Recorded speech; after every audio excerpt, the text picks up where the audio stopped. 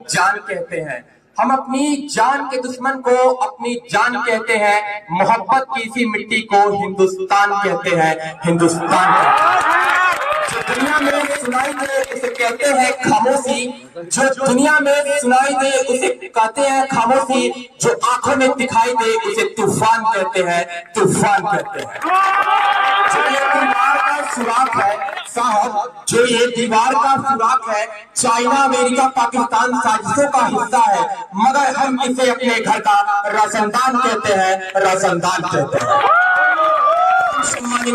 माननीय प्राचार्य महोदय, शिक्षक जन, अतिथिगण एवं मेरे प्यारे दोस्तों, मैं अमन कुमार मिश्रा कक्षा 12वीं का छात्र देश प्रेम और राष्ट्रमान के उपलक्ष्य पे अपने कुछ शब्द आप सभी के साथ साझा करना चाहता हूँ।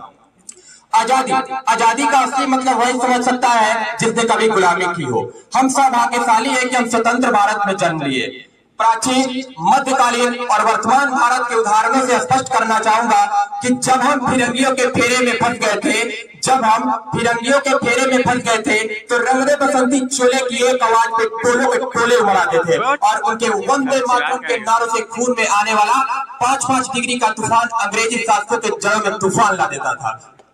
तब लोग उस समय मर जाते थे, मिट जाते थे, फांसी चढ़ जाते थे, तो वो भी अपनी देशभक्ति साबित कर रहे होते थे, क्योंकि उस काल की देशभक्ति की कसौटी थी। उसके बाद सन 62, 65 और 71 में अपना सुहाग गंवा देने वाली औरतें का जब घर के हालात कुछ इस तरह हो जाया करते थे कि प्यार भी भरपूर गया, मांग का सिंदूर गया। प्यार भी भरपूर गया, मांग का सिंदूर गया। नन्हे नौनिहालों की लौंगोटियां चली गई, छोटी छोटी बेटियों की चोटियां चली गई। बाप की कमाई गई, भाई की पढ़ाई गई। बाप की कमाई गई, भाई की पढ़ाई गई।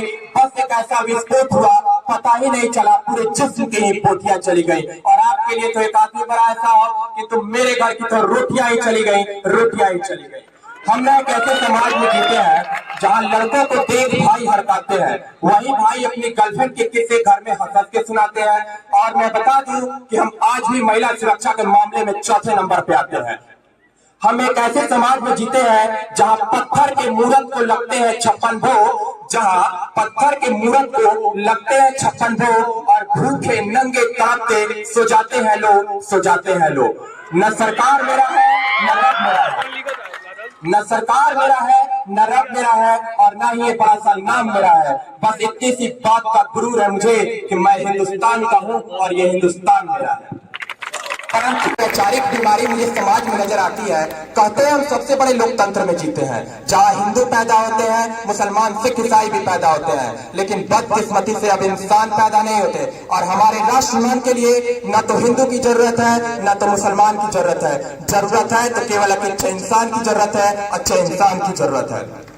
हमारी संस्कृति, हमारी सभ्यता को दुनिया ने शीश नवाजा है, तो क्या हमने आस्था के नाम पे अंधविश्वास फैलाया है? हमारा राष्ट्रमान तब संभव होगा जब हमारे देश में महिलाओं की पूजा नहीं, महिलाओं की इज्जत की जाएगी। हमारा राष्ट्रमान तब संभव होगा जब जाति का संरक्षण नहीं, समाज के सशक्तिकरण पे बात करेंगे। हमारा राष्ट्रमान तब संभव होगा जब स्वच्छ भारत अभियान में केवल सरकार नहीं बल्कि सड़क पर चलने वाला हर एक व्यक्ति उसमें हाथ बटाएंगे, दिल से अपनाएंगे। हमारा राष्ट्रमान तब संभव होगा जब एक गरीब बच्चा मध्याह्न भोजन के लिए नहीं, ज्ञान अर्जन के लिए सरकारी स्कूल की चौखट पे कदम रखेगा। और हमारा राष्ट्रमान तब तक संभव नहीं होगा जब तक एक नागरिक नैतिक रूप से सटीक, चारित्रिक रूप से भ्रष्ट, मानसिक रूप से दिवालिया, धार्मिक रूप से अंधा, राजनीतिक रूप से गंदा और संवैधानिक मान्य मूल्यों के आंकड़ों में छंद पिंड पैपंदमयी अखंड भारत को खंड खंड करता रहेगा, तब तक हमारा राष्ट्रमान संभव नहीं होगा।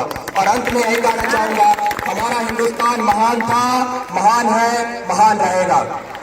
हमारा हिंदुस्तान महान था, महान है, महान रहेगा।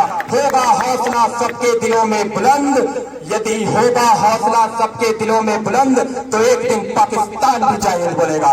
पाकिस्तान ही के सारा जहान जय हिंद बोलेगा, क्योंकि सारे जहां से अच्छा हिंदुस्तान हमारा, सारे जहां से अच्छा हिंदुस्तान हमारा।